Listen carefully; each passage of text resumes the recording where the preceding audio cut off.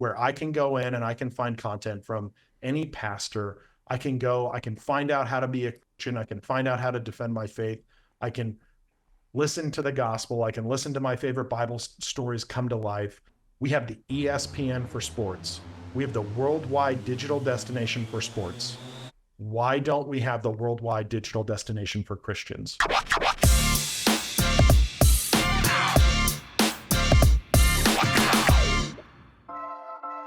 Hey guys, well, welcome to the Troy Gramling podcast. I am honored, as always, to have you come and hang out with me. I've got my sidekick. Yes, Carson, yes, Lucas Robin. Gramling. Yes, you're my Robin. You're I can get Robin your coffee to my for you. Batman. You're Robin to my Batman. There we go. Or you're Tonto to my Lone Ranger. Oh, there we go. Come on, the 40s. You're Pluto to my Mickey Mouse.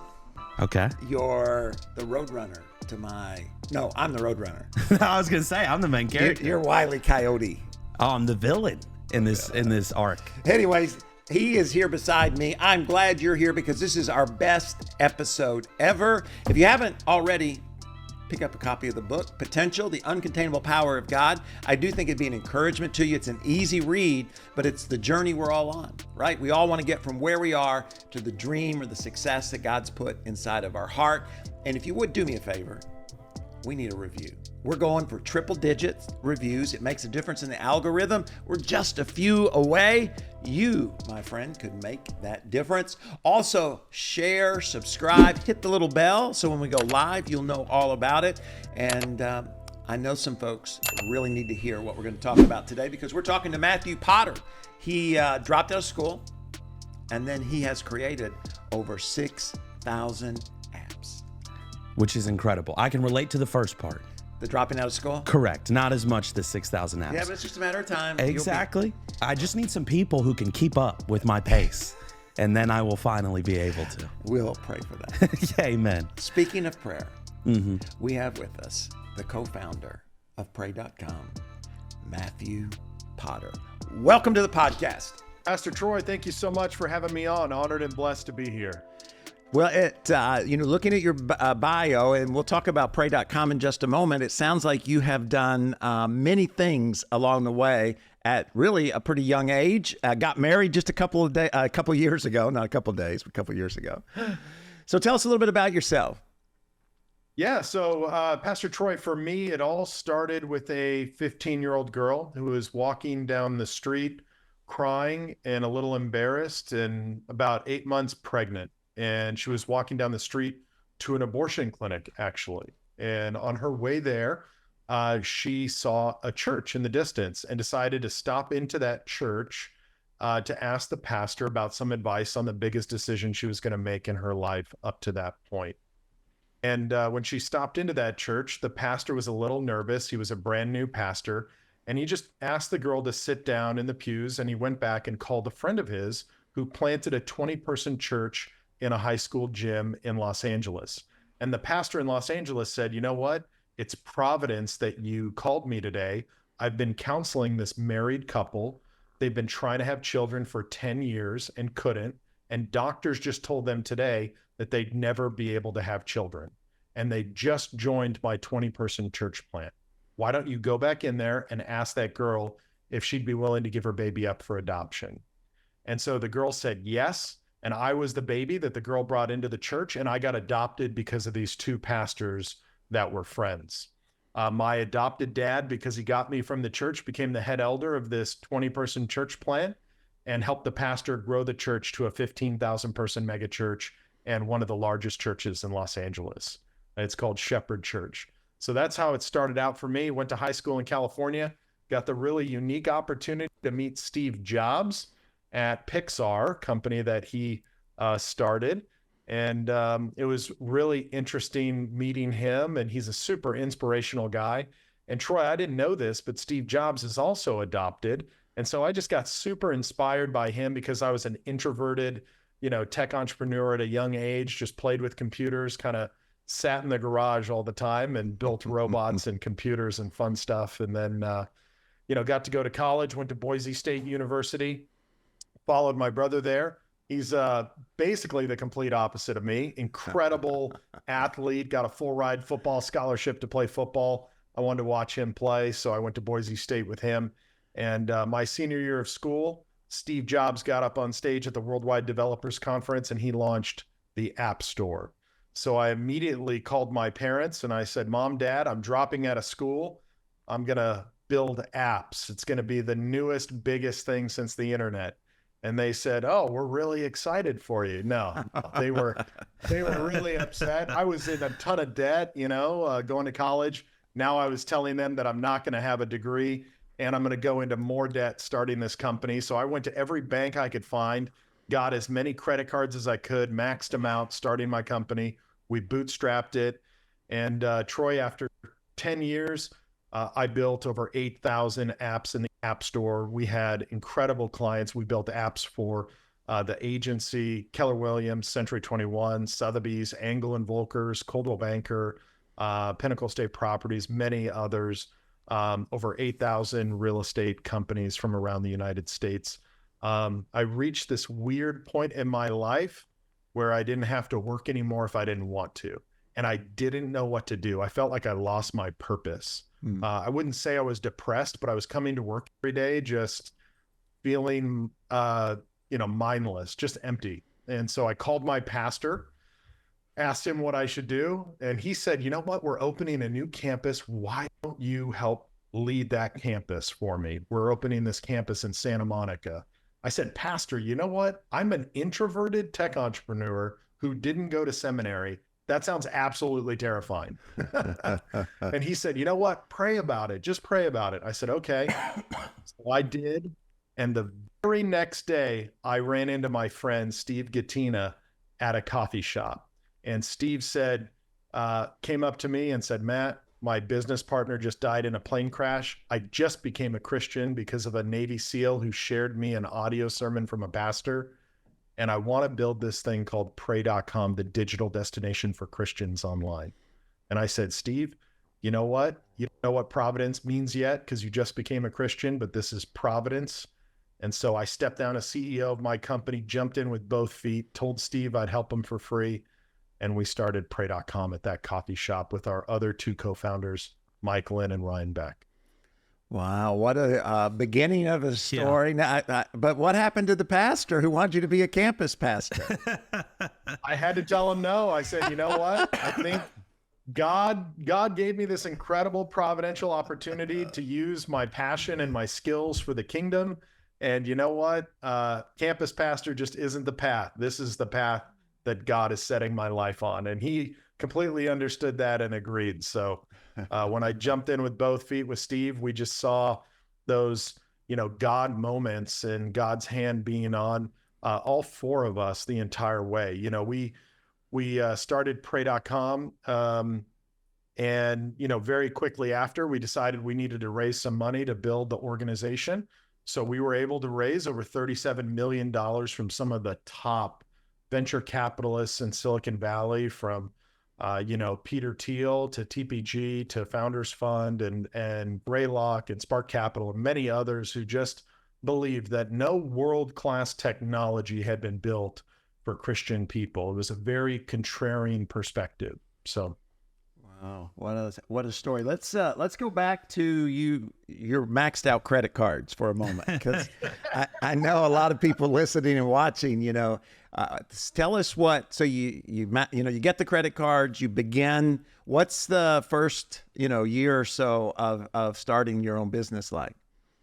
So Dave Ramsey wouldn't recommend it. I also wouldn't recommend it to anybody else. I actually just golfed with Dave. He's a great guy, but maxing out the credit cards, you really got to have a lot of faith. I go back to, I believe it was Warren Buffett and a few others who said, you got to bet on yourself. And I just burned the boats. I burned the boats and I bet on myself and my co-founder, who was my college roommate. And it is really, really tough. Whatever work you think it's going to be like 3 times the amount of work. And it's going to take like 3 times the amount of time that you think it's going to take. So you're wearing every single hat, from HR to recruiting to legal and product design and you're literally building an entire foundation and organization from scratch. So, and we did it actually completely different when we started Pray.com. I learned a lot of things along the way, but that year was so hard. We were doing 100-hour weeks. We literally slept in front of a Chick-fil-A. There's a photo on my Instagram that I keep up. It's me and my co-founder sleeping in front of Chick-fil-A because they gave us a year's worth of Chick-fil-A for free. So we hacked our food so that we could spend more money on the company and reinvest it for growth. So it was a hard year, but it was super fun. So you start, and I assume from what you said that in the beginning, you were not only doing all those other jobs, but you were actually creating the apps as well, the technology aspect of it. So absolutely. So what was it like once you started to add people? You talk about being an introvert and technology type person, and then I would were the first people you hired other technology people, or was it more administrative or support people? So when you're starting a bootstrapped company, meaning you're not raising any outside capital, the very first people that we hired, the first person we hired was a VP of sales, because we needed to figure out how to sell this thing before it was even finished. It was even completed. So we had some consultants, like designers, that we had hired, and we actually built the entire portfolio of what we were going to build in paper. And our VP of sales was the #1 Cutco knife salesman in the world for 5 years. And that's who we picked. And he went door to door to door, pre-selling our product before we had it finished, so we could rev that capital back into the company to complete the product before we even had it finished. So when you think of like Kickstarter these days, where people are showing a video of a product or a service and they start out online raising money first, we were doing the paper manual version of Kickstarter in person to get us to where we needed to be to finish the product. It was, I don't recommend it to everybody. It's like the most fun thing you never want to do again. That's good. Matt, this is Carson here. Quick question for you. So it was interesting to hear you talk about being there and hearing the announcement of when Steve Jobs announces there's going to be this thing called the App Store.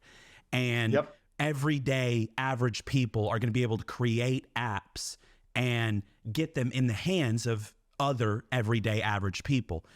And I think it's kind of created a dream in so many opportunities for so many different people who may have had a really great idea, never knew how to get that idea in the hands of people. So I would imagine there's a lot of people who have this, man, that's something I should do. That's something that I've always thought about. So not to discourage them, but to prepare those people. What's been one of the biggest challenges when it comes to app development that you didn't expect or didn't anticipate? Yes. So some of the biggest challenges, before you're in software development, before you start building, the mindset is, oh, I'm just going to build it and it's going to be done and and everyone is going to use it. Right. Yeah. So the challenge is everything changes all the time, and the revolutions of things changing are happening faster and faster. So, as we were building the app, new features were being launched in the App Store that we didn't have integrated into the app that people really, really wanted.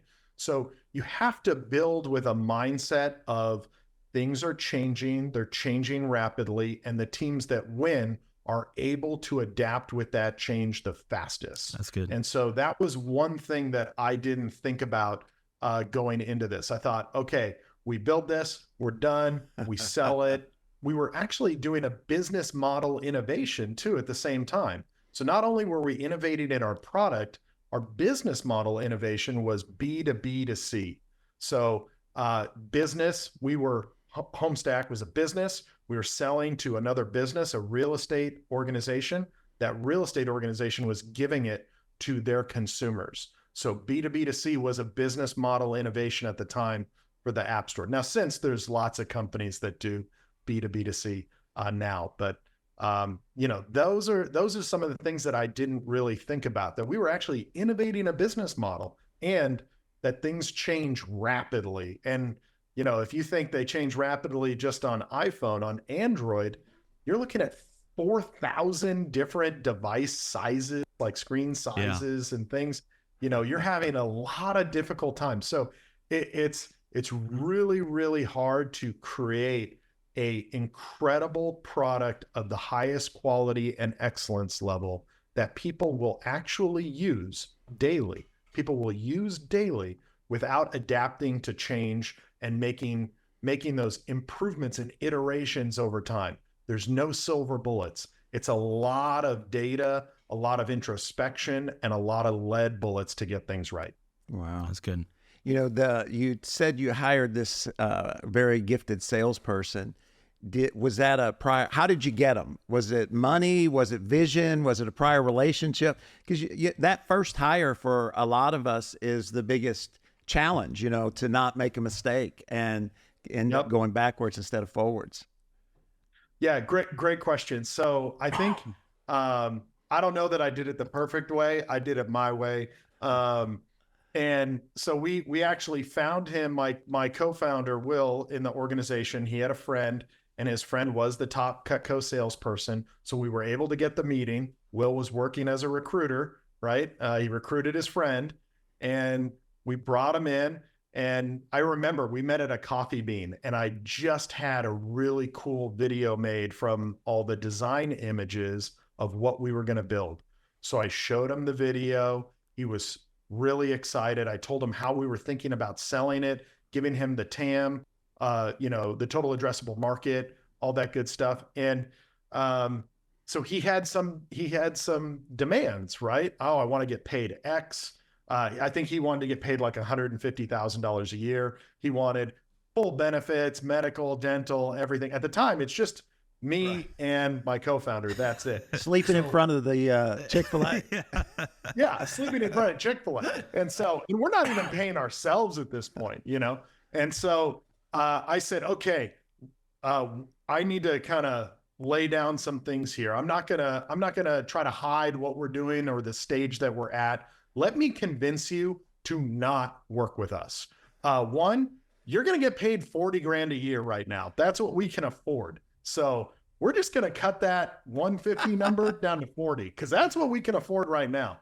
And you know what? We're going to give you a chunk of the company. We're going to give you some equity in the company. We want you to be invested in doing this with us. And you know what? When you learn how to create systems and processes and grow this team, you're going to be well respected in your field. But you know what? This is going to be the hardest thing you've ever done. We are literally building everything from scratch. You are going to get zero support from us. We're both running at 100 hours a week already. We can't help you. And he was up for that challenge. Wow. He loved it. In fact, that I was trying to convince him not to work with us. So that's the way that I approached it. And you know what? I think I did it the right way because now we're looking at 12, 13 years later, he is still at the company, still our top salesperson, and he built out the entire team. That's incredible. Yeah. Which is very rare for a millennial, They typically are moving companies like 3 to 5 times in their career. And he's been with us since the beginning, and he's an incredible guy who did amazing feats to get the company where it's at today. That's let me ask you one more question and we'll talk about pray.com. But so sure, technology has become such an important role in business, ministry, all those kind of things. So you're leading, that means there are more tech people involved, and the personality type of a technology person is maybe a little different than the salesperson mindset. So what did you learn in those early days and maybe even beyond about leading technology-minded people? Yeah. So I'll take it back to one story that I have. And, we had I'm an introvert. I have to force myself to be this way with you guys on this podcast. So I like to, put my headphones on, not talk to anybody. That's my homeostasis. Okay. But for engineers, I could empathize because I understood they're very similar to my personality type, my Myers-Briggs. With the salespeople, it's a little different. They're kind of exhausting because they like to talk, they're outgoing, you know, and I can lead that too. But with the engineering team, it was getting them to communicate verbally with each other. So the story I have, we've got two engineers. They're sitting right next to each other in the office. They both have their headphones on, and they are in a typing fight on Slack with each other in a public channel. So I can see that they're fighting, and they're not looking at each other, and they're sitting right next to each other. So I had to Slack them both and say, hey, take your headphones off, turn to each other, grab a conference room, talk it out, because we are wasting so much time Slack fighting, you know, being a keyboard warrior right now. So when it came to the engineers, the big point of leadership that I tried to bring to them is we can build relationships with each other. We can communicate with each other. A lot can get done that way. And I know it can be exhausting, but it's going to build a better team overall if we have that camaraderie with that engineering team. That's really good. Well, give us the vision for pray.com. What is it? What are you guys trying to do? Yeah. So in that moment, meeting Steve at that coffee shop and having just talked to my pastor the night before, let me give you a little bit of Steve's background, and then I'll tell you the vision for pray.com. So Steve grew up to a single Jewish mom on welfare. He did not grow up going to church. His grandma might bring him to Catholic church on Christmas and Easter, but he didn't really understand or get it.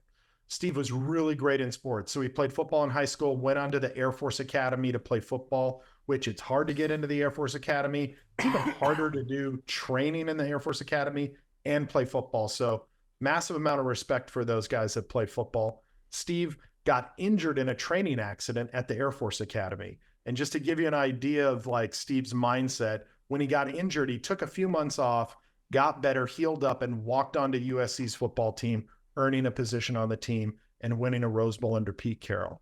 Steve started a company as a homework assignment at USC, and that company was building professional YouTube channels for Fortune 500 companies.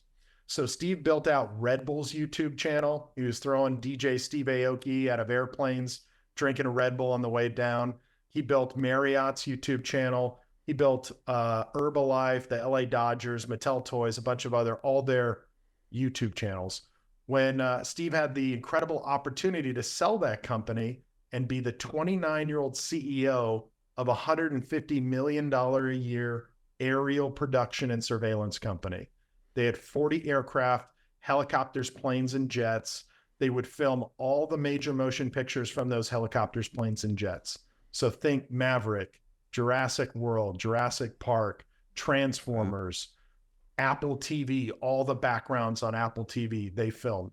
So it's pretty cool. And then they would work for the FBI, CIA doing surveillance missions, and a way to give back to the community, they would transport pediatric patients and organs hospital to hospital for free. So if a kid was in a car and was in an accident on the freeway and was dying, they'd pick that kid up for free, take him to the hospital to get better. So at 29 years old, Steve was making movies, catching bad guys, and saving lives. It doesn't really get better than that, you know? And then Steve's business partner died in a plane crash in Medellin, Colombia. They were filming a movie called American Made with Tom Cruise. In the filming of the movie, unfortunately, they were flying around with Tom Cruise all day, and then they were just taking the plane back to the hangar at the end of the day of shooting, and Steve's business partner died. And that's where the seed got planted for the vision of Pray.com being the digital destination for Christians online that could help people just like Steve. Steve was grieving, and he didn't grow up a Christian. He didn't grow up knowing God. He grew up, you know, and he was watching YouTube. Right. So when his business partner died, he went and started listening to Deepak Chopra, Tony Robbins, Oprah Super Soul Sunday. And this Navy SEAL that worked at Steve's company, he was a former Navy SEAL, pulled him aside and gave him an audio sermon from a pastor, and he became a Christian.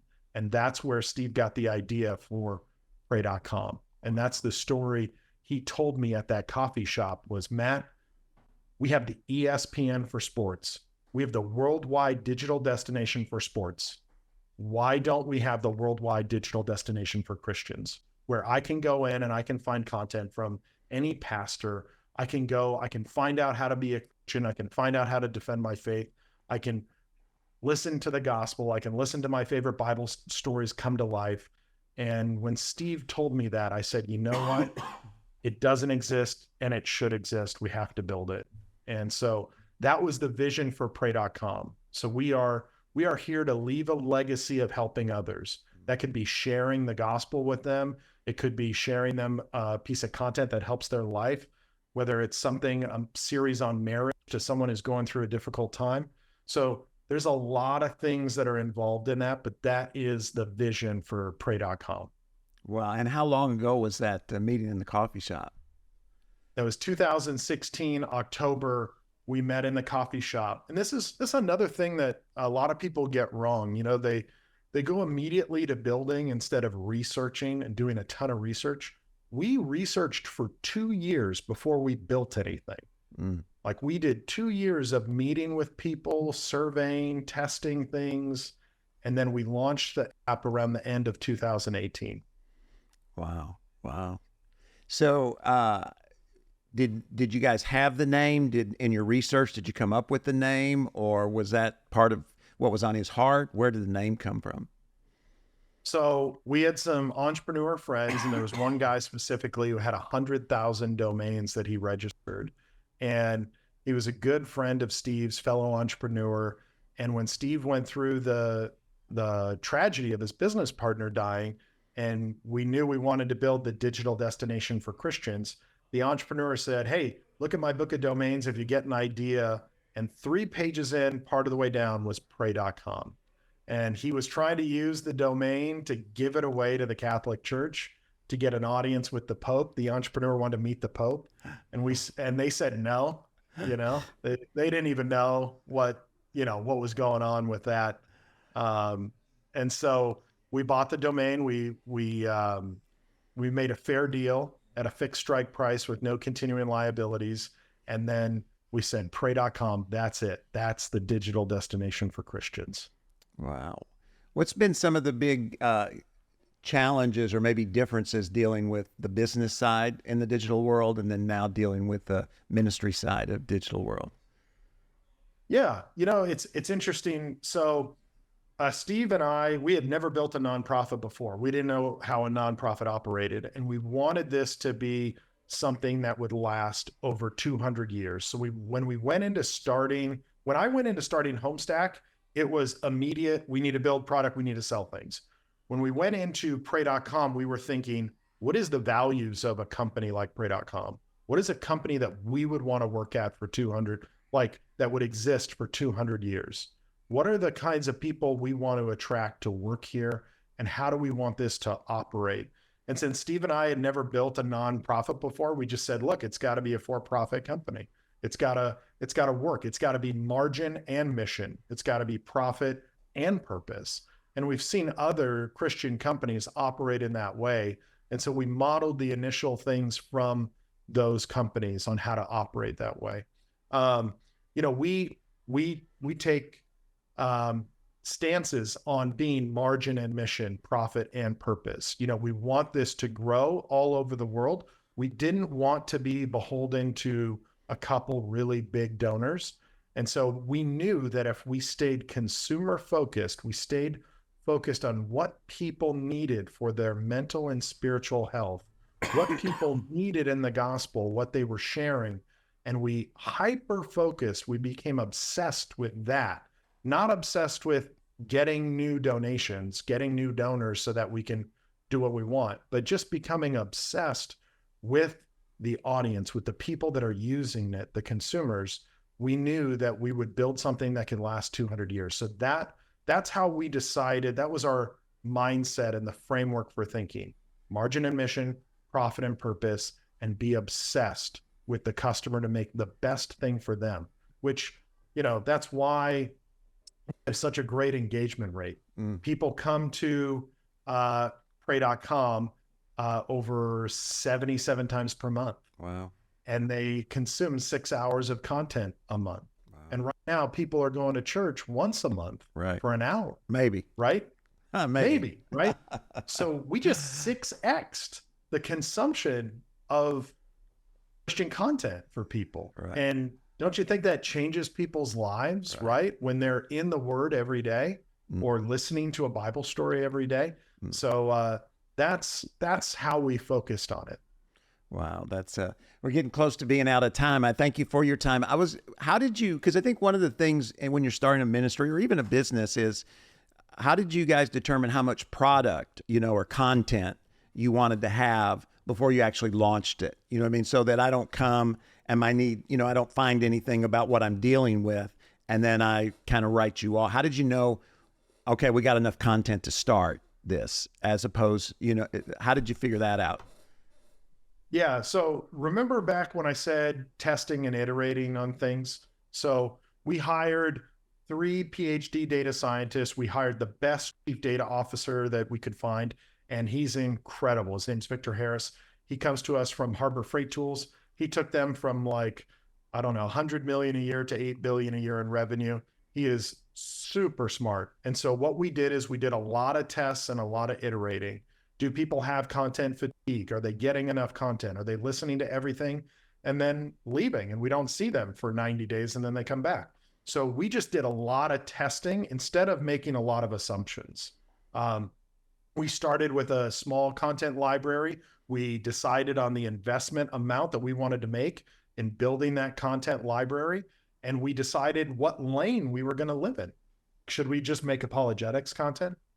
Should we make just content on Revelations? We decided to stick to faith entertainment content, which is top of the funnel, whether you're Christian curious or you're, a solid believer for 10 years who goes to a church and has been discipled and knows almost everything, right?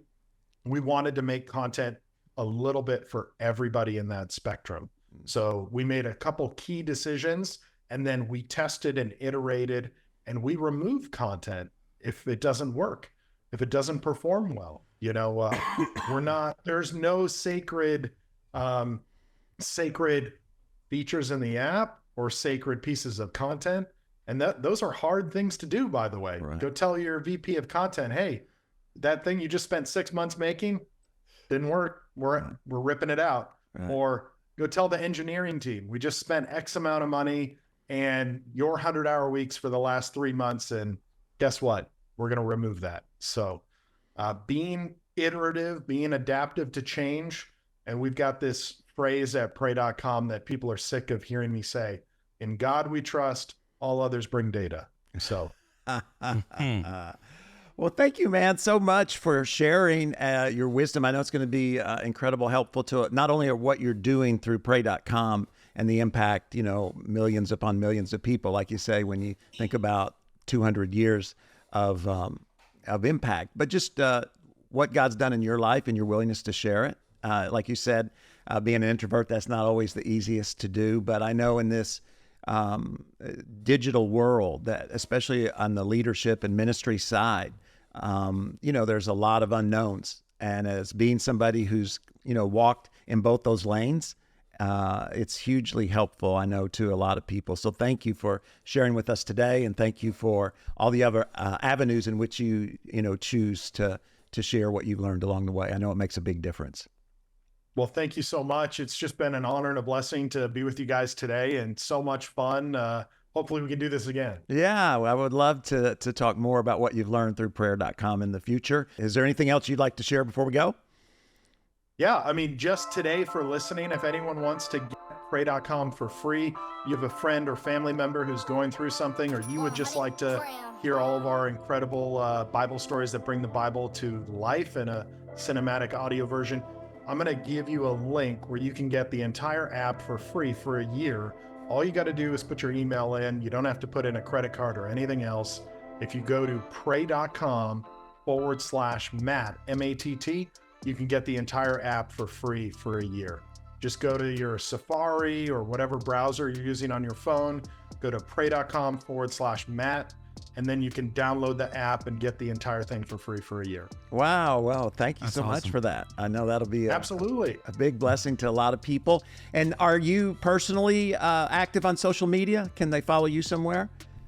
You know, I'm really big on LinkedIn, so if you want to follow me on LinkedIn, I try to post every day except on weekends. So it's just Matthew Potter LA on LinkedIn. So because I'm out of Los Angeles here. Well, thank you, Matt. It's really been an honor, and appreciate your heart and your spirit, and continue to pray that you guys will have lots of success along the way.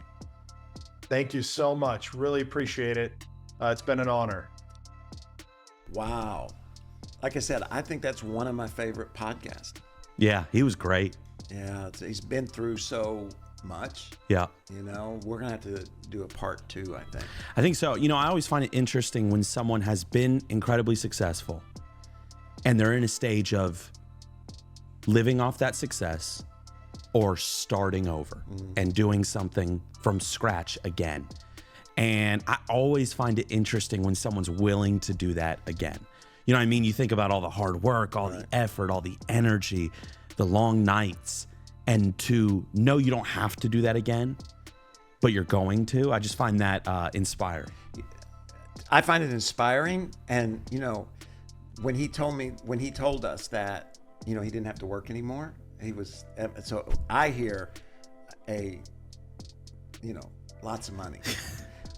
There's a little jealousy there. It's like he's half my age and he's got hundreds of millions of dollars, evidently. You could make it happen. Well, but I chose to serve the Lord. Just kidding, of course. No, but it's a great story, inspiring. I loved it. So much about leadership that, you know, a great thing about a podcast like this is you can write things down, you can put them in your journal. And I just encourage those of you listening or watching, if you didn't, go back and just put down some of the thoughts. That's what I always do. I'll write down, if I got a book or whatever it is, in the back of it, when I have a thought, I need to act upon it. Because knowledge is great, but it only impacts or makes a difference if you act upon it. Yeah. And so I encourage those who are listening to be sure and go back over it again. Yeah. And follow him on LinkedIn. Yeah. I don't think I've ever said that before. You said it kind of weird. You said it like it's like one word. Typically, people say it like it's 2 words. LinkedIn. And you said LinkedIn. LinkedIn. Well, everybody knows what I'm talking about. That they do.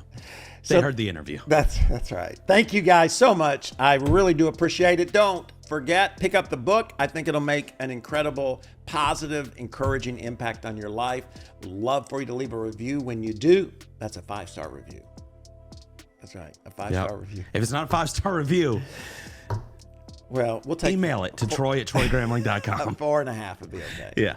Anyway, subscribe, hit the bell, and send it to a friend. I know they'll be encouraged because we are all living in a digital world. Don't forget, we have a live stream. It is every Sunday night at 7 o'clock. Lots of fun, building community, because our heart and our desire is to partner with you so that we can all together reach our potential. We'll see you next time. God bless and have an incredible day.